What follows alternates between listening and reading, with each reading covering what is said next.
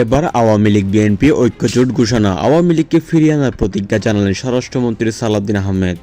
বাংলাদেশ সরকারের স্বরাষ্ট্রমন্ত্রী ও বিএনপির স্থায়ী কমিটির সদস্য সালাউদ্দিন আহমেদ আজ একটি ঐতিহাসিক ও অভূতপূর্ব ঘোষণা দিয়ে দেশ জুড়ে ব্যাপক আলোড়ন সৃষ্টি করেছেন। তিনি সরাসরি বলেছেন, আওয়ামী লীগ বিএনপি ঐক্যজোট ঘোষণা করা হলো এবং আওয়ামী লীগকে ব্যাক আনার প্রতিজ্ঞা করছি।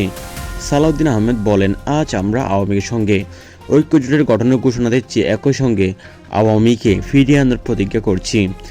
নিষিদ্ধ দেশ খুব শীঘ্রই প্রত্যাহার করা হবে এবং আওয়ামী লীগকে পূর্ণাঙ্গভাবে রাজনীতি করার সুযোগ দেওয়া হবে। তিনি আরও বলেন, দেশের স্বার্থে গণতন্ত্রের স্বার্থে আওয়ামী লীগ ও বিএনপি এক হয়ে কাজ করবে।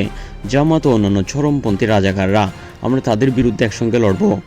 এই ঐক্যজোটের মাধ্যমে দেশের স্থিতিশীলতা ও গণতন্ত্র ফিরিয়ে আনা হবে। তার এই ঘোষণা বিএনপি সরকারের অভ্যন্তর এবং রাজনৈতিক মহলে ব্যাপক তোলপাড় সৃষ্টি করেছে। আওয়ামী নেতাকর্মীদের মধ্যে এই ঘোষণায় আনন্দ উল্লাস দেখা যাচ্ছে। অনেকে এটাকে জাতীয় ঐক্যের বড় বিজয় বলে অভিহিত করেছেন। সামাজিক যোগাযোগ মাধ্যমে চলছে তুমুল আলোচনা।